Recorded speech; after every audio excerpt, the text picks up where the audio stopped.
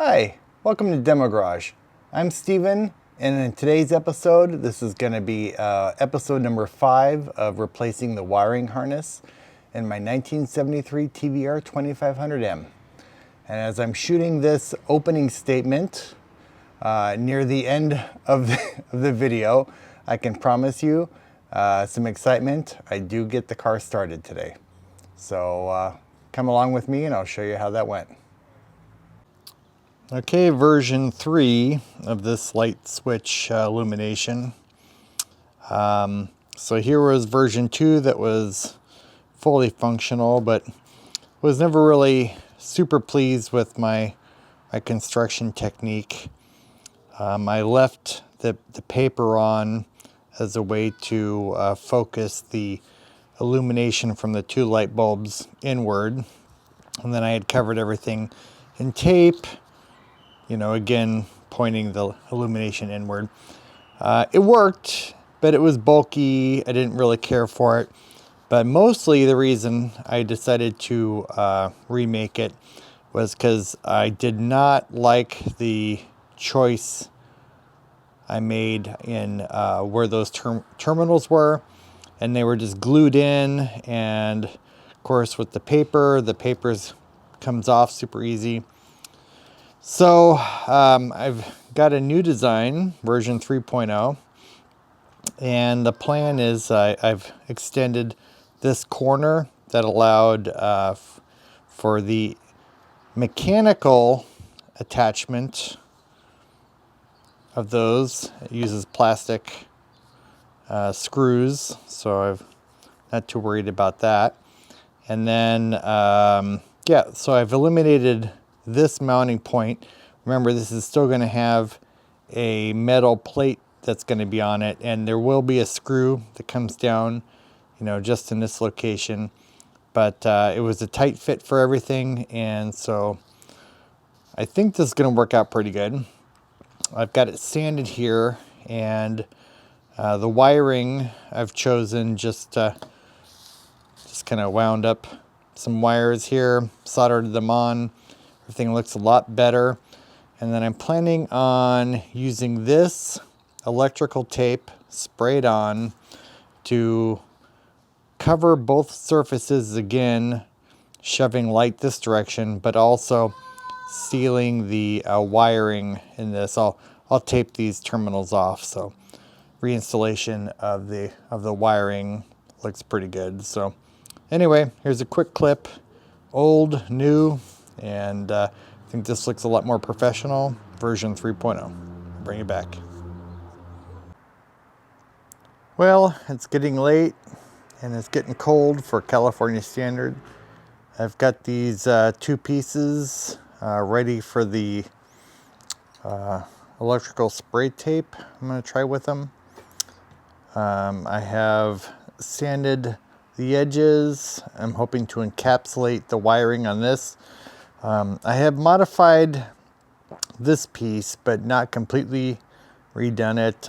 I've attached the terminals with the mechanical plastic screw, and everything's going to be painted except for this inner edge. So yeah, I'm hoping this is going to work out okay. I think it probably will. And I'm going to paint this and hang it with some wires, and we'll see what it looks like in the morning. I'll let you know. Thanks. Okay, so I got these all done and painted up. I think they turned out pretty good. As you know, this one's all brand new, and I feel a lot more comfortable and confident about the wiring that I've soldered on there. And this one is modified a little bit more. It was more complicated as this one had 4 LEDs per side and didn't require any kind of a resistor. So the wires come up and back, and I didn't want to mess with it, but I cleaned it up, and then I again added the mechanical fasteners on the terminals, and got rid of all the hot glue. So it's all painted up, works pretty good, I think. So I'm gonna use my, you can see that looks pretty good. Doesn't look too bright this way, but in the car it's quite bright, and I've now got those rheostats to dim it. They're not really rheostats, they're the pulse width modulating whatever. And yeah, so those will allow me to change the brightness of the LEDs, and this one works as well. So gosh, this is almost the last thing I needed to do before I can start the TVR again. So I'm gonna slap these back into the vertical part of the dash, and then the only thing remaining is I still have to repair my speedometer, but I think I'm going to put it all back together and prove that the car can start, and check to make sure all the turn signals and everything will work with the new wiring harness. So let me bring you back. Okay, I got a few more things attached. Got the lights, the switch lights in, and I went ahead and reinstalled the glove box. And this switch light, I can't remember if I said in another clip, I had the misfortune of dropping the switch for the windshield wipers. So I'm in the process of getting parts so I can rebuild that one. Yeah, so that won't be installed quite yet, but I'm gonna go ahead and slap this guy in. Notably, I still have to do a little work on the tach. That's going to be its own video. Here's my voltage stabilizer, and here's the pulse width modulator, so I can dim the LED lights for the switches. Blah blah blah. I think it looks pretty clean. And yeah, so let me bring you back when I've got this in the vehicle. Bye. Before I stick the dash back in, this is the current condition of the wiring, and I think it looks pretty good. I probably have shown this before too, but I'm gonna go ahead and put the dash back in, hook all this back up, see if I can't start this guy. So yeah, I'll bring you back when I have the dash in.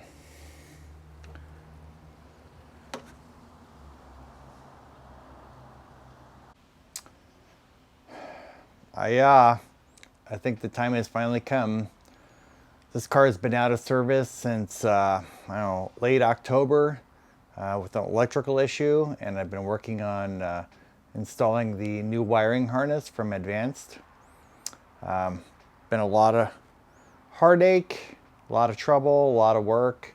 I'd like to thank Steve from Advanced working with me and getting information I didn't have from the beginning. Maybe he's advanced the TVR wiring harness for you guys. But yeah, I think I'm finally there. I've made some final connections. I got the dash in. I've got I've reinstalled the battery. It's fully charged. Let me walk you through. All right, I'll bring it right back. Okay, so I've got 3 gallons in the fuel tank. I've been checking it out. Remember, the fuel tank is brand new. I have so many things that are new on this. I have lots of concerns, but I've got 3 gallons in the fuel tank. I've got the dash partially installed. I still have all my little blue indications of what the wires go to, but I think I've got it all installed.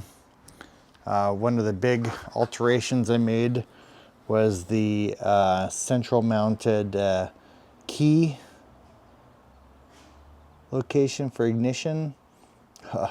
So many changes. I am very worried. This is actually my 3rd total wiring install. The previous 2 I did myself. I did in end of high school and early college. I built a Porsche 550 Spider, a Beck Spider that used a Porsche 912 engine, and I designed that wiring harness from scratch based on VW stuff. it worked out okay. When I first installed the, when I first turned the key on, most stuff worked and nothing caught on fire, passed the smoke test, and then I was able to kind of figure out the stuff that I had done wrong previously. Maybe I've got a little bit more experience these days. You'll notice I've got the battery in, and I've got one of these disconnections on the ground. So while I've got the battery in, it's currently disconnected. I like the idea of this when I'm not using it. Yeah, so this thing was running really great before the wiring harness let me down again. I've got the majority of the engine block full of coolant, but I'm leaving that cap off because I'm going to be, if it happens to start, I'm going to be adding coolant to it. Walk around to the other side. The second wiring harness is, I don't know if you have gone to any of my super old videos, but I have done a restoration of a 1944 Bren carrier, which is an old armored personnel carrier from obviously World War II. And I designed that harness from scratch, and that worked out okay. This wiring harness actually had quite a bit of alterations. As you know from the, I don't know, this is probably video number 5 on the wiring harness. And this was meant for the TVR, or it was meant for the Triumph TR6, and I've made quite a few changes for the TVR. And it has a lot to do with the gauge package and switches for the TVR. I've done so many changes, I'm pretty worried. I guess I'm most worried about the smoke test, right?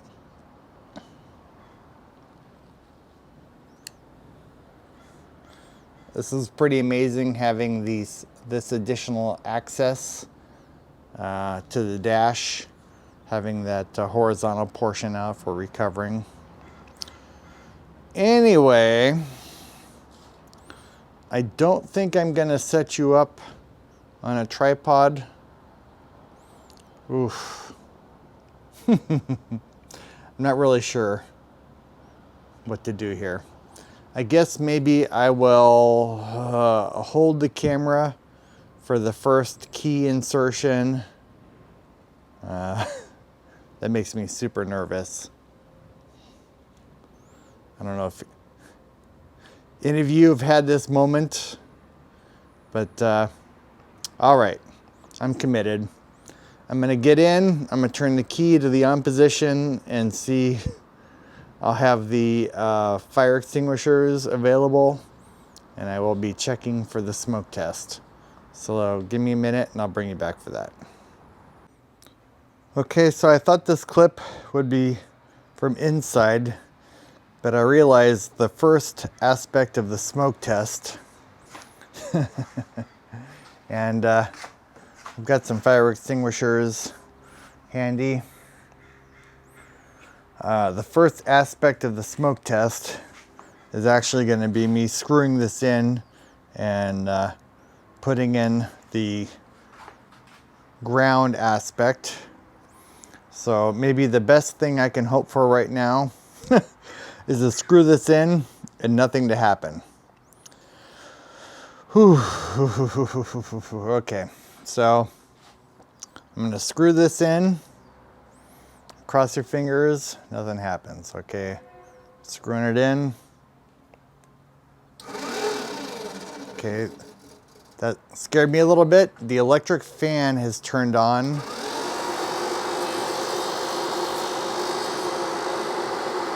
That's not necessarily a bad thing. That could be just an adjustment. And I don't smell anything bad. Oh, I heard something click on. I have no idea what's going on right now. Oh, goodness. Okay. So electric fans are on. I don't smell any burned electrical wiring. So my first aspect is to figure out why the fans are on when it's dead cold. So I'm gonna deal with that. I'll bring you back. I'll show you. Okay, so I think I'm gonna chalk this up to my first success. That you can probably hear the fan going off in the background. That is because I have installed a coolant bypass switch, and that was in the on position. Okay, so that's going to allow me to bypass the temperature sensor. And so I don't know if you can see that, but I've got a temperature fan bypass, which I can reach under the dash and turn on and off. And I got a kill switch that I can turn on and off. Don't tell anybody. And then, yeah.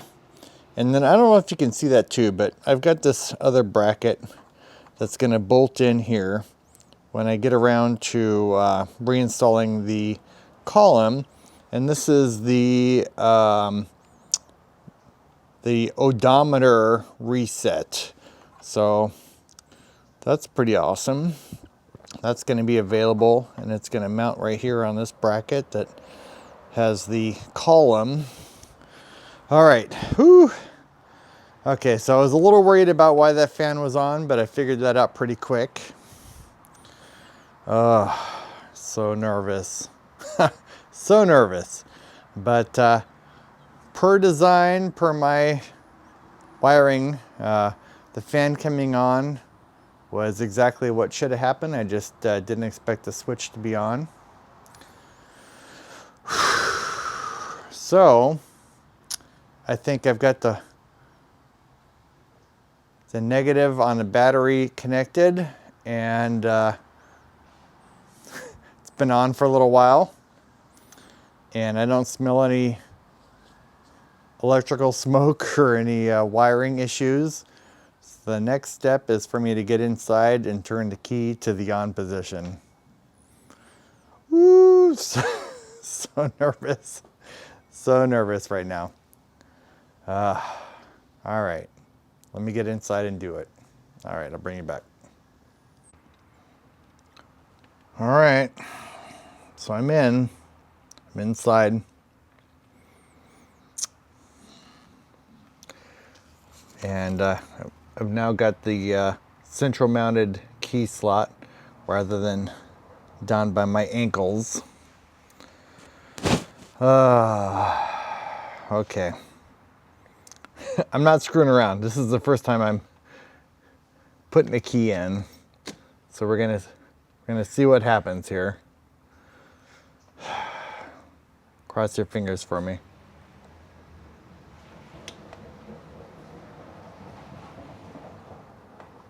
All right.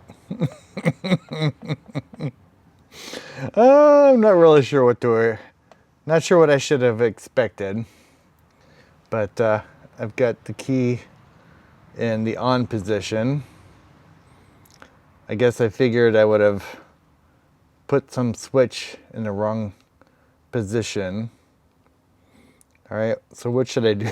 What should I do now?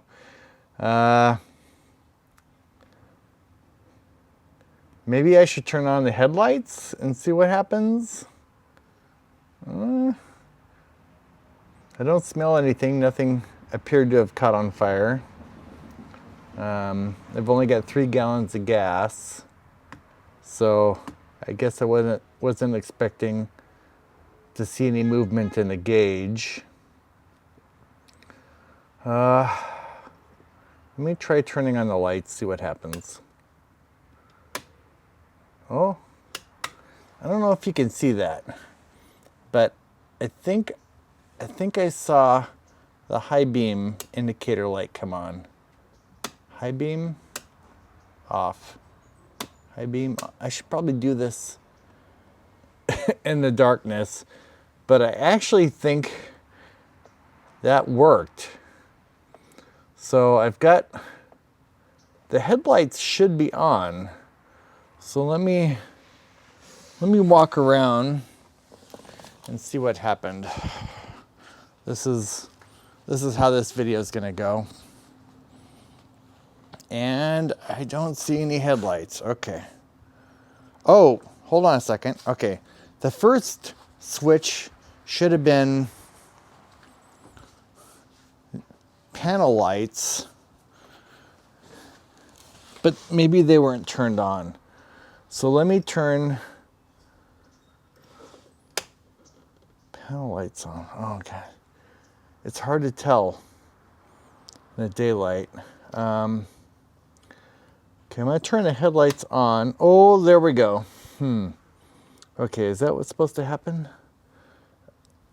I think I need to rearrange some of the lights, and then so I have my LEDs on now, and I think maybe the high beam indicator is on, but maybe it's, oh yeah, okay, so I haven't had this car so much that I know everything.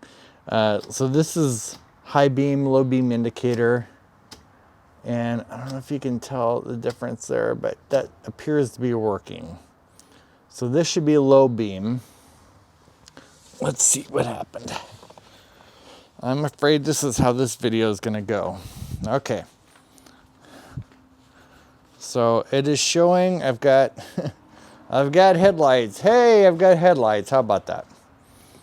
What happens if I change the indicator to high beam?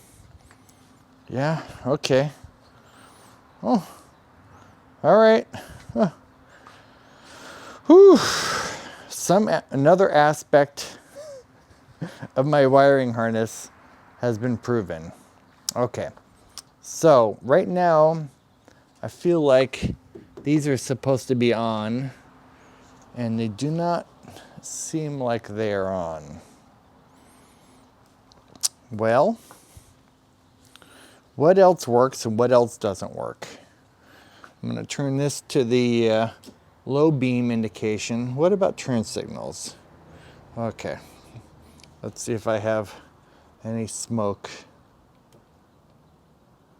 Okay, so I'm not hearing any clicking. So I do have an issue currently with the way the headlights or with the turn signals are attached. Okay. All right, so turn signals don't appear to be working, but a lot of this has to do with the hazard switch. Gosh. What is working and what isn't working? I would have thought that my charge, this is now my charge indicator light. I would have thought that would be on at the moment. Oh, God. Okay, let me try a few things. Like, so I don't have any washer pump on there, so nothing should happen if I do this. But what about the wipers? Is the wipers gonna turn on? Okay, I don't appear to have any wiper action. What about the heater? Oh, this is going worse than I thought. Okay, I would have thought the heater would have turned on. How about the hazard lights? Oh, look at that. Okay, something's happening here. So I've got turn signal and hazards going. Okay, so I would not have expected the turn signal indicator light to be operating right now, just the hazard. So what's going on here? Okay, so that's on.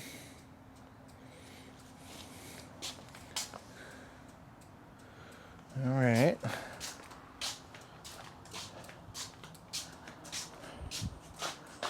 And then back here,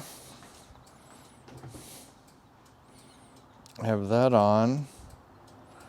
And that's interesting too. I appear to have these lights on. So let me see. Maybe I just got a bad, oh look, this guy's on. That's what I would have expected. So maybe I've got a bad bulb on this side and didn't notice, or a bad connection. Okay, so let me turn the hazard off. Ooh, okay.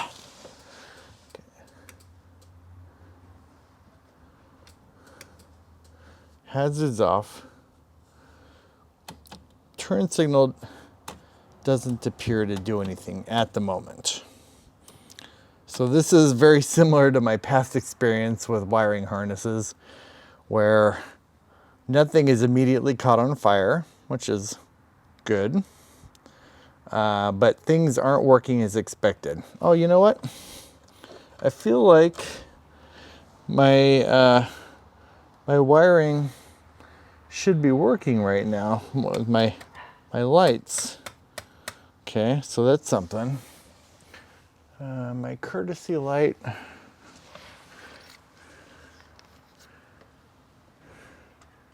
No, nothing's going on with the courtesy light. Okay. Well, this could be a matter of me documenting what's working and what isn't working. Let me hop right out again. So I feel like with the lights on, I should have side marker lights going. And while this one isn't on, are the other ones on? Yeah, that one's on. Okay. All right. So maybe I got a bad bulb. Okay. Yep. All right. Well, that's something.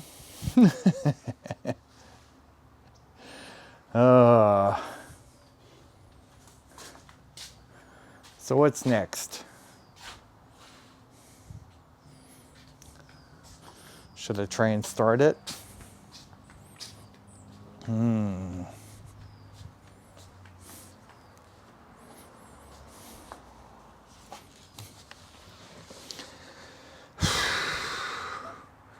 me turn my lights off. I feel like I'm seeing the dash lights go on. It should happen sooner. So this is off, and then the dash light should go on here. So I feel like I just need to reconfigure the light switch, all the stuff going on there. My guess is I need to take a look at how I've got the terminals plugged in. So I've got this indicator light working. This is the indicator light for the rear window defrost, but I don't have the rear window in and the wiring to that. So I'm not super surprised that it's not triggering the relay. That's another thing too. I've put all these relays in to the best of my memory, and it could be that I've got the wrong relay in the fuse panel. So that's something to look at as well. I am a little surprised that my heater doesn't turn on, so I have to figure that out. I'm kind of happy that this brake light's not turning on. That should be the PDM from the Triumph TR6. So gosh. All right. This is turning into a long clip, but what's going on here? So one of my favorite features of this Triumph TR6 engine is this mechanical fuel pump. And I love that it's got this lever on here, and I can mechanically create pressure. It's like a diesel engine. And because I, of all the things, you know, I've done in the last few months is I've put a new fuel pump or a fuel tank in here. And so none of these lines had any fuel in them. So that allowed me to prime the system. And this was a running engine, running really good after having rebuilt the carburetors. Oh, I think the next step is to turn the key one more position and see what starts, if it starts or not. Gosh. I do have a kill switch in this, and like the bypass for the cooling fans, it might be in the wrong position to start, but we shall see. So it's possible I need to, there's a couple different types of relays in here.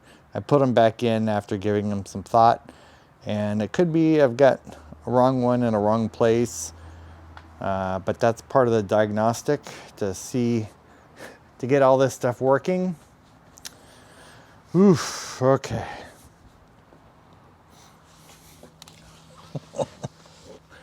Oh, goodness. I'm in neutral, I'm in the air, but let's see if this even trips the starter motor and see what happens. Cross your fingers for me. Oh my gosh, okay. Whew, that's exactly what I hoped would happen. Exactly what, oh my goodness. Okay, so I've determined that turning this key, this is again a new ignition switch. Okay, cross your fingers.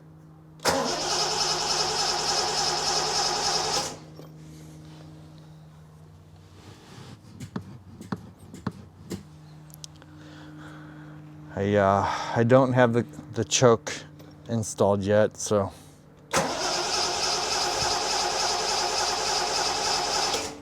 my guess is I don't have a lot of fuel in the bowls, but I'm gonna take a walk around. Again, I'm looking for any abnormal electrical smells. I haven't noticed anything off camera.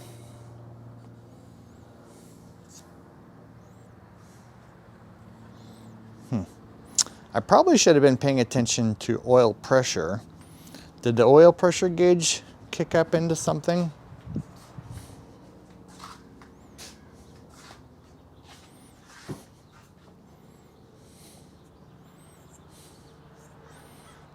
Nothing feels hot. Nothing smells weird. My guess is because I've emptied the fuel lines, it might take a little bit longer to start. So far, so good. Whew. Okay, I'm gonna end this clip. I'll bring you back when I'm back inside. Okay. How many of you were yelling at me that it could be my electronic kill switch? Right? So, I found this. So, this is the on position. And then if I reach down in here and, where is it? Okay, so there's my kill switch. Okay, well that's interesting because I did comment earlier that I felt like the charge indicator light should be on.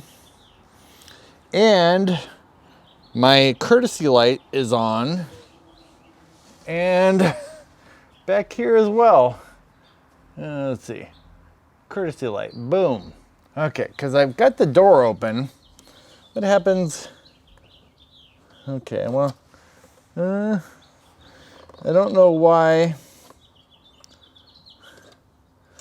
Okay. So look, When I operate my courtesy light,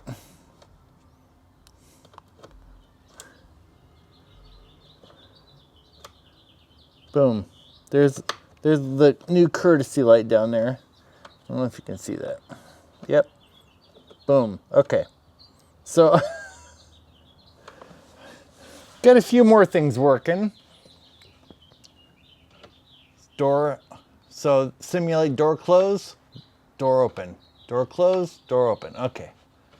All right, all right. Got a few more things working, figuring it out. This is the charge indicator light that should be on when the engine's not running. All right, so is the engine gonna start now with the kill switch on? Okay, maybe a third time cross your fingers for me. Let's see what happens. Okay, it did kick, okay, whew. Woo!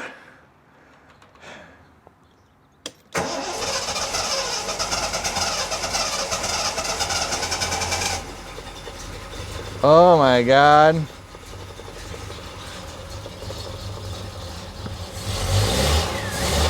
Oh, look at that. You didn't notice it, but the charge indicator light went off, indicating that it is now charging.